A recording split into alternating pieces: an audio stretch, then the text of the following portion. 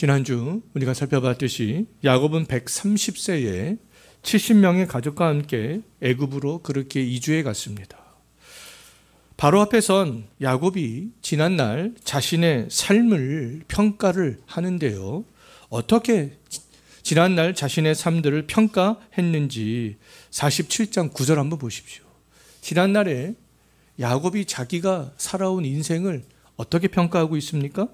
47장 9절 말씀을 보게 되면 험악한 인생이다. 그렇게 자기 인생을 한마디로 그렇게 요약을 하고 있잖아요. 130년을 살아오면서 야곱의 인생은요, 야곱이 고백했던 그대로 개인적으로 가정적으로 굉장히 험악했습니다.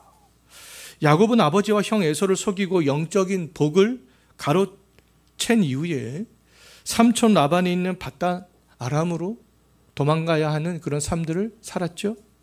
베델에서 하나님을 만난 이후에 야곱은 삶은 더 평탄해져야 될 것 같은데 이상하게 더 험악해지는 것을 볼 수가 있습니다.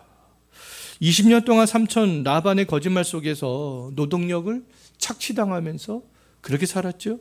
르우벤은 아버지의 침상을 더럽혔습니다. 딸 디나는 성폭력을 당하게 되었고 시몬과 레위는 디나의 사건으로 세겜 사람들을 죽이는 그런 살인자가 되었습니다. 야곱이 가장 사랑했던 라헬은 베냐민을 낳다가 일찍 죽었죠. 야곱이 가장 사랑했던 아들 요셉은 23년 동안 죽은 줄로만 알고 그렇게 살아갔습니다. 오늘날 개인적으로 가정적으로 야곱보다 험악한 인생을 산 사람을 찾기는 그리 쉽지 않을 것이에요. 야곱은 험악한 인생을 살았지만 그럼에도 불구하고 오늘 본문 말씀을 보게 되면 그 마음의 중심에는요, 하나님이 있었습니다. 베델과 밧단 아람과 야복나루의 브니엘과 엘 베델에서 찾아오셨던 그 하나님의 은혜가 험악한 인생을 살아가는 그 가운데에서도 있었던 거죠. 오늘 본문을 보면 하나님의 그 은혜가 야곱이 애굽에서 눈을 감을 때까지 그 직전까지 계속되어져 나가는 것들을 볼 수 있겠습니다. 애굽의 바로 앞에서 험악한 인생을 고백했던 야곱은요, 어느덧 애굽에서 거주한 지 17년이 지나게 됩니다. 130세에 애굽으로 왔던 야곱의 나이는 이제 그러면 몇 살이에요? 147세가 되게 된 거 아니겠어요? 147세가 된 이 야곱은 이제 죽음이 임박했습니다. 또 육신적으로는 병이 들어서 굉장히 연약한 상태에 놓이게 되었어요. 야곱은 침상에 앉아 있을 힘도 없었고요. 눈은 어두워서 볼 수가 없게 되었습니다. 아버지가 이렇게 연로하여서 죽음이 임박해지자 요셉은 두 아들 므낫세와 에브라임과 함께 병상에 누워있는 야곱을 찾아가는 것을 볼 수 있어요. 야곱은 요셉이 찾아왔다는 말을 듣고 병상에 누워있던 야곱이 어떻게 했는지 48장 2절 마지막 부분을 한번 보십시오. 병상에 누워있던 야곱이 어떻게 합니까? 힘을 내어, 분명히 말씀하고 있죠. 힘을 내어서 침상에 앉았습니다. 침상에 앉기도 얼마나 어려웠는지 잘 알 수 있는 거 아니겠어요? 야곱은 요셉과 두 손자들을 위해서 이제 마지막 힘을 내었던 거죠. 어떤 분들은 하나님의 은혜가 그냥 가만히 있어도 올라가는 엘리베이터처럼 그렇게 생각을 하는데요. 하나님의 은혜는 그런 것이 아니잖아요. 하나님의 은혜는요, 절대로 우리 사람들을 수동적으로 만들지 않습니다. 하나님의 은혜는요, 사람들을 적극적으로, 능동적으로, 진취적으로 앞으로 나아가게 그렇게 만드는 힘이 있는 거 아니겠어요? 야곱은 병들어서 침상에 누워있지만 요셉과 요셉의 두 아들을 위해서 힘겹게 몸을 마지막으로 일으켰던 거죠. 더 나아가 창세기 49장을 보게 되면 야곱은 나머지 아들들을 위해서도 이제 마지막으로 있는 힘을 다 내는 것을 볼 수 있겠습니다. 하나님의 은혜가 침상에 누워있던 야곱을 일으켜 세웠던 것이죠. 요셉이 두 아들 므낫세와 에브라임과 함께 야곱을 찾아왔던 이유는요, 야곱으로부터 축복을 받기 위함이었습니다. 이 사실들을 너무나 잘 알고 있었기에 누워 있었던 야곱은 있는 힘을 다해서 침상에 걸터 앉았던 거죠. 침상에 앉은 야곱은 요셉과 요셉의 두 아들 므낫세와 에브라임을 축복한 이후에 이제 모든 아들들을 다 불러서 마지막 유언을 하며 기도를 하는 것을 볼 수 있어요. 야곱의 모든 자손들은 야곱의 유언을 듣기 위해서 죽음이 임박했던 야곱 앞에 이제 모이게 되었던 거죠. 야곱은 바로 앞에서 말했던 그대로 험악한 인생을 살아왔고요. 현재는 육신의 힘도 쇠약해졌지만 아직 한 가지 아직 없어지지 않고 남아있는 그 한 가지가 있었습니다. 그 한 가지가 뭐였냐 하면 부모로서의 영적 권위였어요. 하나님이 주신 그 은혜 가운데 부모로서의 영적 권위가 아직 남아있었기 때문에 요셉도 두 아들을 데리고 축복 기도를 받기 위해서 지금 야곱 앞으로 왔던 것이 아니겠어요. 요셉은 애굽의 총리였지만 아버지 야곱의 영적인 권위를 신뢰했기 때문에 두 아들과 함께 야곱을 찾아왔던 거죠. 오늘날에는 부모의 권위가 땅에 떨어진 그런 시대잖아요. 특히 부모의 영적 권위가 그렇습니다. 자녀들이 부모의 권위에 순종한다 할지라도 부모의 영적 권위에는 순종하지 않는 자녀들이 굉장히 많은 것이 현실이 아니겠어요. 그러나 이 야곱의 아들들은 그렇지 않았습니다. 야곱은 비록 험악한 인생을 살아왔지만 자녀들은 야곱의 영적 권위에 다 머리를 조아리며 순종하고 있는 것을 볼 수 있죠. 야곱이 주는 그 복을 받기 위해서 모든 자손들이 지금 다 모이게 된 거 아니겠어요? 야곱의 자녀들은요, 야곱의 영적인 권위를 지금 인정하고 있는 거 아니겠습니까? 부모된 우리들이 험악한 인생을 살아왔다 할지라도 잊어버리지 말아야 할 것은 뭐겠습니까? 영적 권위죠. 부모로서의 영적 권위가 되겠습니다. 부모로서의 그 권위를 잊어버렸다면, 특히 그 영적 권위를 잊어버렸다면 그 권위를 갖기 위해서 하나님의 그 은혜를 구하면서 우리가 부단히 노력해 나가야 되는 거 아니겠습니까? 야곱이 험악한 인생을 살면서도 영적 권위를 잊어버리지 않을 수 있었던 그 원동력이 어디에 있었겠느냐라고 할 때 야곱은요, 험악한 인생을 살면서도 예배하는 삶, 기도하는 삶, 하나님의 말씀이 이루어지기를 소망하는 삶, 하나님의 그 약속의 말씀을 따라서 가나안 땅을 바라보고 그 소망하는 삶들을 살아왔기 때문에 그렇습니다. 야곱의 말과 행동 속에서 하나님을 신뢰하고 의지하고 소망하는 그런 삶들이 흘러나왔기 때문에 그랬던 거죠. 야곱의 이 아들들은 삼촌 라반이 야곱을 착취할 때에 아버지 야곱이 하나님의 말씀에 순종하면서 성실하게 재산을 증식해 나가는 것들을 다 보아왔던 거 아니겠어요? 고향으로 돌아오는 그 길에서도 큰아버지 에서를 만나야 하는 그 두려움 속에서 아버지 야곱이 하나님을 의지하여서 하나님의 말씀에 순종하여서 담대하게 약속의 그 땅으로 나아가는 것도 자녀들은 다 보았습니다. 에서를 만나기 위해서 야복나루에서 밤새도록 혼자 아버지가 기도하는 것도 자녀들은 다 지켜보고 있었던 거죠. 시므온과 레위가 세겜 사람들을 죽인 사건 이후에 두려움 속에서 야곱의 가족들이 도망할 때에도 그 아버지 야곱이 베델에서 하나님께 전적으로 예배하는 그런 모습도 다 자식들은 지켜보고 있었습니다.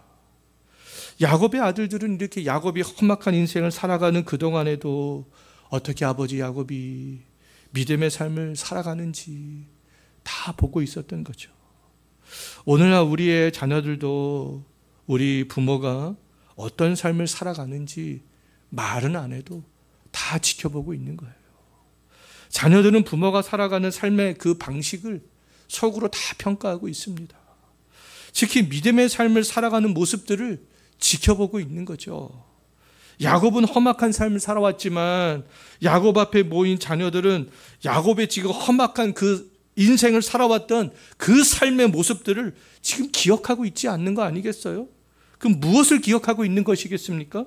야곱이 들려주었고 보여주었던 그 믿음의 삶들을 지금 야곱의 아들들은 그것을 기억하고 있는 거예요. 병상에서 힘을 다해 일어난 야곱을 통해서 요셉과 요셉의 두 아들이 그 자리의 현장에서도 무엇을 지금 보고 있는지 48장 3절과 4절 한번 보십시오. 무엇을 보고 있습니까? 지금 아버지 그 야곱이, 할아버지 그 야곱이 예전에 루스 곧 베델에서 나타나서 하나님께서 복을 주신 것을 지금 그 마지막 순간에도 회상하고 있죠. 그 회상하는 그 모습들을 지금 요셉도 보고 있고 두 명의 손자도 그 지켜보고 있는 거 아니겠어요? 힘겹게 지금 침상에서 일어나 앉았는데 하나님께서 처음 은혜를 주셨던 그때를 지금 기억하면서 이야기하고 있는 거 아니겠습니까? 야곱은 밧단 아람으로 도망할 때 하나님이 약속하셨던 그 말씀을 지금도, 지금 죽기 직전인데 그걸 지금 기억하고 있는 거예요. 생육과 번성을 약속하셨던 그 하나님, 가나안 땅을 후손에게 약속하셨던 그 하나님을 죽음 직전의 상황에서도 기억하고 있는 거죠. 인생의 마지막 순간에 그것을 기억하고 있었다면 야곱은 험악한 인생을 살아갈 때에도 자녀들에게 하나님께서 말씀으로 주셨던 그 약속의 말씀을 분명히 강조하면서 살아왔을 것입니다. 야곱은 너희들과 너희 후손들은 하나님의 복으로 말미암아 번성할 거야. 너희 후손들이 살아야 가야 할 그 땅은 하나님이 약속하신 이 가나안 땅이야. 번성과 그 땅에 대해서 야곱도 강조하면서 살아왔기 때문에 147세 힘이 다 빠진 야곱이 마지막으로 지금 이것을 또다시 강조하고 있는 것이 아니겠어요? 하나님의 약속의 말씀을 기억했던 야곱이 요셉의 두 아들들에게 어떤 이야기를 하는가? 48장 5절 한번 보십시오. 뭐라고 말씀하고 있어요? 애굽 땅에서 태어난 에브라임과 므낫세가 손주들이잖아요. 그런데 내 것이다, 내 것. 르우벤과 시므온처럼 그들이 될 거야. 이렇게 야곱이 말하고 있죠. 야곱은 에브라임과 므낫세를 지금 손자로 대하는 것이 아니라 지금 무엇으로 대하고 있습니까? 아들로 대하고 있는 거죠. 아들로. 에브라임과 므낫세를 아들처럼 대했다라는 것이 어떤 의미가 있겠습니까? 야곱은 지금요, 장차 지금 현재를 바라보고 그렇게 이야기를 하는 것이 아니라 약 400년 후를 바라보고 이런 이야기를 하고 있는 거예요. 장차 약속의 땅에 후손들이 들어가게 될 때에 에브라임과 므낫세도 단독으로 그 땅을 분배받을 수 있는 권한을 지금 400년 전에 이미 주고 있는 것입니다. 장차 이스라엘 백성들이 여호수아와 함께 가나안 땅을 점령하고 땅을 분배받을 때 오늘 야곱이 한 말이 이루어지는 것을 볼 수 있죠. 에브라임과 므낫세 지파도 당당하게 12지파에 속해서 땅을 분배받게 되는 거잖아요. 더 나아가 야곱은 베냐민을 낳다가 죽은 그 라헬을 장사한 곳, 아브라함과 사라와 이삭과 리브가가 장사된 그 가나안 땅 막벨라 밭에 장사되기를 지금 원하고 있죠. 나를 그곳에 묻어주고. 가나안 땅에 묻어달라는 말은 야곱의 마지막 유언이기도 했습니다. 야곱은 끝까지 하나님이 약속한 땅을 지금 바라보고 있었던 거죠. 야곱의 자녀들은 아버지 야곱의 권위에 언제나 순종했던 것은 아니잖아요. 때때로 불순종했습니다. 르우벤, 시므온, 레위 다 그랬죠. 다른 아들들도 요셉을 팔아버렸잖아요. 그럼에도 모든 아들들은 야곱의 영적인 권위 아래 있는 것을 볼 수 있습니다. 하나님의 약속의 말씀을 믿고 살아갔던 그 아버지의 축복을 마지막으로 받기를 원했던 거죠. 야곱에게 나타나 야곱을 축복했던 하나님의 축복이 자기들에게도, 자기의 아들들에게도 지금 임하기를 원하면서 모여 있는 것이 아니겠어요. 우리의 인생이 야곱처럼 험악하다 할지라도 우리가 먼저 야곱과 같은 믿음의 삶, 약속의 말씀을 믿는 삶을 살아간다면 우리의 자녀들은요, 자연스럽게 우리의 영적인 권위를 인정하게 된다라는 것이죠. 우리들은 마지막 날에 야곱과 동일한 것을 강조할 수 있는 그런 삶들을 살아갈 수 있었으면 좋겠어요. 야곱이 약속의 땅을 바라보았던 것처럼 우리들도 영원한 하나님의 나라를 바라볼 수 있는 그런 믿음으로 살아갈 수 있었으면 좋겠습니다. 그것을 바라보고 자녀들에게도 그것을 강조하면서 살아가는 것이죠. 자녀들에게 이 땅에 있는 것들만을 강조하면서 살아가는 것이 아니라 야곱은 지금 그렇지 않잖아요. 약속의 땅, 그것을 바라보며 그것들을 바라보면서 에브라임과 므낫세를 축복하며 자기도 그것에 묻히기를 바라고 있는 거 아니겠어요? 예? 우리도 우리 자녀들에게 가장 먼저 강조해야 될 것은 이 땅에 있는 것들이 아니라는 것이죠.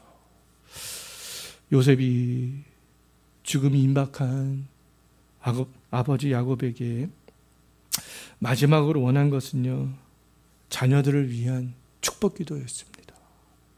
147세였던 야곱은요, 눈도 어두워서 볼 수가 없었기 때문에 요셉은 야곱의 오른손이 장자 므낫세에게 얹어질 수 있도록, 또 야곱의 왼손이 차자 에브라임에게 올 수 있도록 그렇게 배치를 시키고 야곱 앞으로 쭉 나아갔습니다. 성경에서는 오른손은 중요한 의미가 있죠. 오른손은 하나님의 능력과 힘과 구원과 승리와 영광의 자리와 축복의 통로, 이런 것들을 상징합니다. 요셉이 므낫세의 머리를 야곱의 오른손이 오도록 배치를 시킨 것은 야곱의 축복이 장자였던 므낫세에게 임하기를 원했기 때문에 그렇게 배치를 시키고 야곱 앞에 나아갔던 거죠. 그런데 요셉의 기대와는 다른 일이 발생하잖아요. 야곱이 팔을 엇바꿉니다. 팔을 이렇게 엇바꾸어서 요셉의 두 아들의 머리 위에 손을 얹게 되는 것을 볼 수 있어요. 야곱의 오른손이 차자 에브라임의 머리 위에 얹어지게 되고요. 야곱의 왼손이 장남 므낫세의 머리 위에 얹어지게 되는 것을 볼 수 있어요. 요셉은요, 그것을 보고 보기가 싫었던 거죠.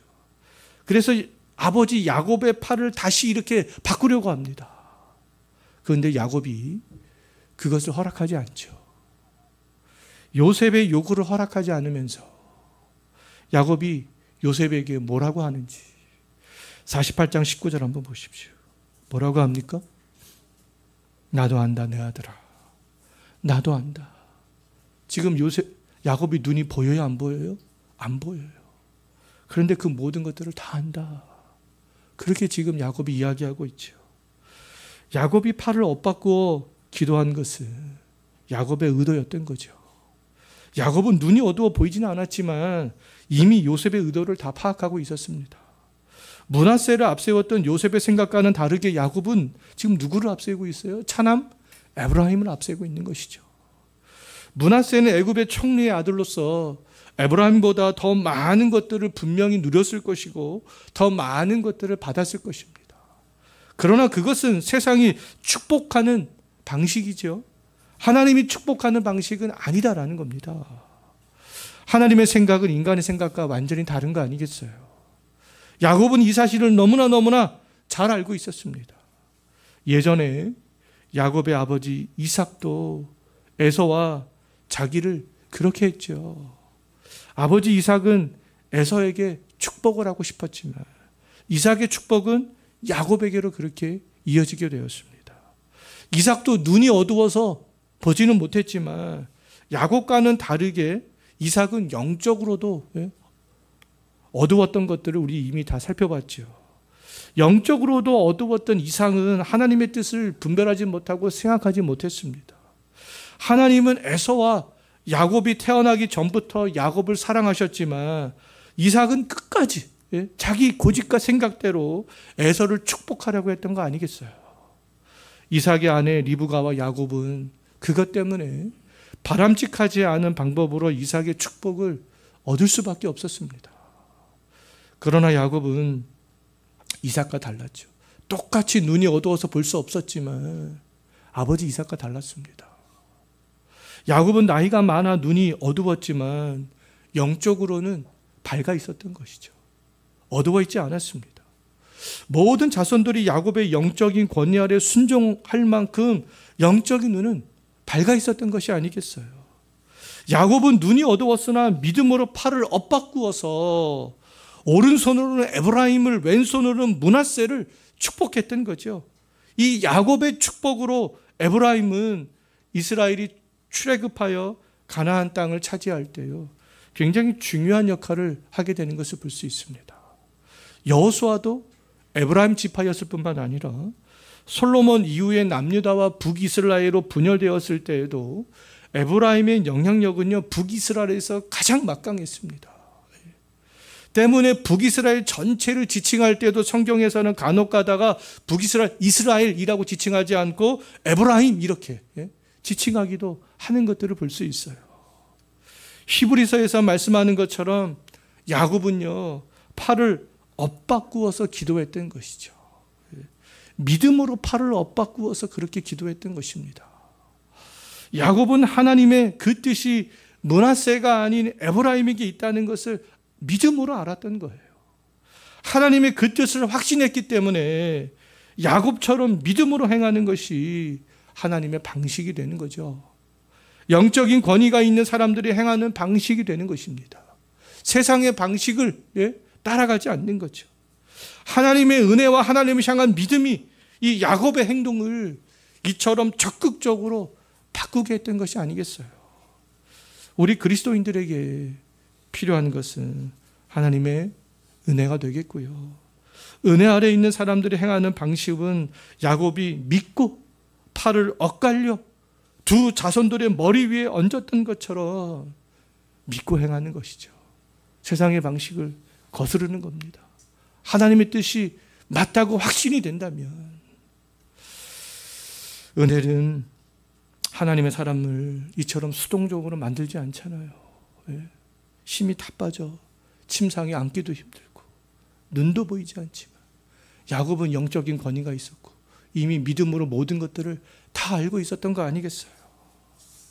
적극적으로 야곱은 마지막에도 그렇게 행동을 했습니다. 은혜 아래 야곱처럼 영적으로 깨어있는 사람들만이 그렇게 할 수 있는 거 아니겠어요? 요셉은 믿음의 사람이었지요. 지금까지 우리들이 몇 주 동안 살펴본 그대로 요셉은요, 흠잡을 데가 없었던 사람이었습니다. 흠잡을 데가 있었습니까? 지금까지? 흠잡을 데가 없었잖아요. 요셉은요, 어릴 때부터 정직하고 거룩하고 신실한 삶을 살아왔습니다. 모함을 받을 때에도, 죄수로 있을 때에도 언제나 성실하고 신실했어요. 그러나 오늘 이렇게 가만히 보면 자식의 문제에 있어서는 그렇지 못했던 것을 볼 수 있습니다. 아버지 야곱이 다 안다고 그렇게 믿음의 고백을, 그렇게 믿음의 행동을 하고 있음에도 불구하고 아버지의 행동들을 지금 바꾸려고 하는 것을 볼 수 있죠. 자식의 문제에 있어서는 믿음의 원리가 지금 요셉에게 작동하지 않고 세상의 방식이, 장자가 축복을 받아야 되는데 이런 세상의 원리의 방식이 지금 작동하고 있는 것을 볼 수가 있겠습니다. 네, 야곱은 그렇지 않았습니다. 야곱은 요셉만큼 믿음의 삶들을 살아오지는 못했지만 죽음을 앞둔 시점에서는 그 믿음의 원리가요, 요셉보다도 훨씬 더 강력하게 그렇게 작동을 하고 있었던 거 아니겠어요? 그 어느 때보다 하나님의 말씀이 육신에 쇠약해진 그 야곱을 사로잡고 있었습니다. 야곱은 팔을 엇바꾸어 므낫세보다 에브라임이 큰 자가 되기를 원하는 기도를 그렇게 했습니다. 그런 기도를 했지만 에브라임과 므낫세 모두가 또 번성하게 되는 그런 기도를 동시에 하는 것을 볼 수 있어요. 왜냐하면 에브라임도 므낫세도 모두 하나님의 백성이고요, 그들의 후손들 모두가 장차 가나안 땅을 차지해야 할 하나님의 약속의 자녀들이었기 때문에 야곱이 그렇게 기도했던 거죠. 야곱은 계속해서 믿음으로 자기들의 후손들이 번성하여서 가나안 땅을 차지하게 될 것을 바라보고 있었던 것입니다. 야곱의 육신은 쇠약하여 땅에 묻히기 직전이었지만 그의 영적인 시선은 건강하여서 하나님이 약속하신 가나안 땅을 죽음 직전에도 여전히 바라보고 있었던 것이죠. 자녀들에게도 그것들을 여전히 강조하고 있었던 거예요. 야곱은 에브라임과 므낫세를 축복한 이후에 이제 모든 아들들을 다 불러 모읍니다. 모든 아들들을 불러서 야곱이 무엇을 하는지 49장 1절 한번 보십시오. 무엇을 합니까? 49장 1절 말씀을 보게 되면 후일에 있을 일들, 미래에 있을 일들에 대해서 예언을 하죠. 12명의 자녀들에게 이제 유언의 형태로 한 명씩 한 명씩 후일에 있을 일들에 대해서 다 예언을 하는 것을 볼 수 있습니다. 그런데 이 야곱의 유언은요, 계시의 유언으로 장차 후손들을 통하여서 이루어질 말씀들이 되는 거죠. 야곱의 유언의 그런 특징이 있는데요. 그 특징이 뭐냐면 지난날 과거에 아들들의 삶의 모습이 반영이 되어져 있습니다. 야곱은 과거 아들들의 삶을 토대로 그들의 미래를 예언하는 것을 볼 수가 있어요. 장자인 르우벤은 어떤 죄를 범했습니까? 아버지의 침상을 더럽힌 죄를 범했죠. 그 죄가 반영이 되어서 장자의 역할은 너는 하지 못하게 될 것이다. 또 시므온과 레위는 하나님이 은혜로 주시는 할례를 세겜 족속을 죽이는 데 사용한 죄가 반영이 되어서 너희들은 이스라엘 백성 중에서 흩어지게 될 거야. 이런 유언을 받죠. 가나안 땅을 정복한 이후에 시므온 지파는요, 유다 지파의 흡수가 되는 것을 볼 수 있고요. 레위 지파는 땅을 분배받지 못하고 48성읍으로 흩어지게 되잖아요. 그럼에도 레위 지파는 광야에서 이스라엘 백성들이 아론을 중심으로 금송아지 형상을 섬겼을 때 회개하고 하나님 편에 선 그 일 때문에 다시 복을 받게 되는 것을 볼 수 있어요. 레위는 시므온과 연합하여 세겜 사람들을 죽인 것 때문에 흩어지게 되지만 출애굽 이후에 광야에서 여호와의 편에 선 그 일 때문에 제사장으로서 흩어지게 되는 것이죠. 유다는 생각해보면 별로 잘한 일은 없지만 야곱은 유다를 긍정적으로 유언하고 있는 것을 볼 수 있어요. 야곱은 믿음으로 구원자가 유다 지파를 통해서 장차 오게 될 것을 알았던 것이죠. 야곱은 유다의 후손을 통해서 하나님께서 아담에게 말씀하셨던 그대로 여자의 후손으로 오시는 구원자가 이 유다의 지파를 통하여서 올 것을 지금 내다보면서 예언하고 있는 것을 볼 수가 있겠습니다.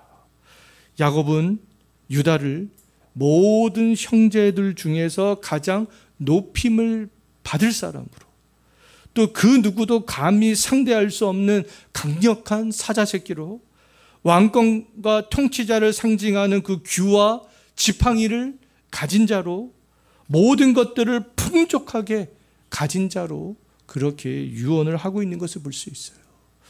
이 모든 것은 가깝게는 다윗의 왕조를 통하여서, 궁극적으로는 예수 그리스도를 통하여서 이루어질 것을 예언을 하고 있는 것이죠. 야곱은 르우벤과 시므온과 레위, 유다에 대해서 유언한 이후에 다른 아들들에 대해서도 차례로 다 유언을 하는 것을 볼 수 있어요. 야곱은 각각의 아들들을 불러서 각 사람의 분량대로 축복하기를 마친 이후에 이제 147세에 죽음을 맞이하게 됩니다.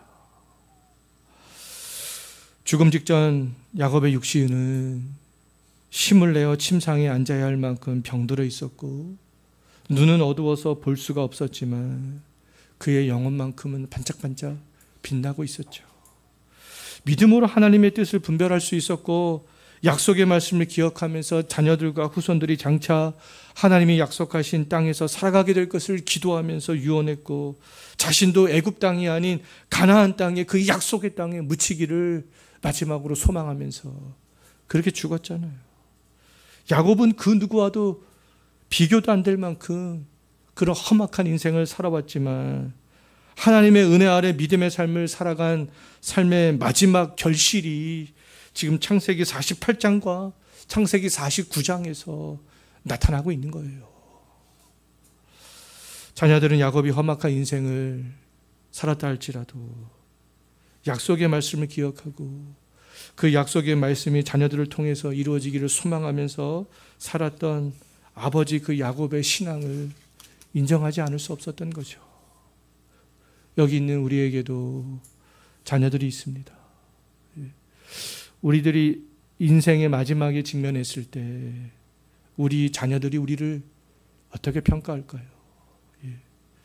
자녀들의 마지막 평가는요, 현재 우리의 삶에 달려 있습니다.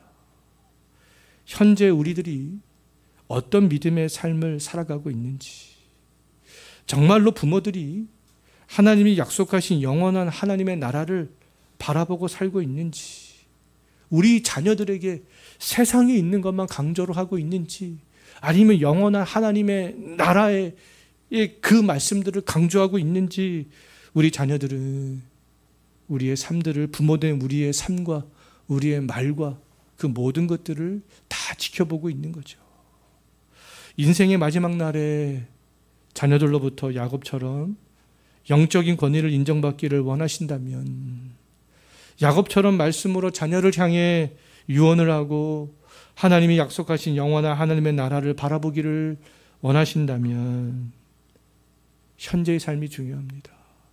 현재 우리가 하루하루 살아가는 그 삶들이 중요한 거죠. 비록 우리들이 험악한 인생을 살아간다 할지라도 하나님을 만나 은혜의 경험 속에서 믿음으로 살아가는 것이죠. 우리가 현재 매일매일 일상의 삶을 살아갈 때 이러한 삶을 살아갈 수 있는 저와 여러분이 되었으면 좋겠습니다. 기도하겠습니다. 하나님 아버지,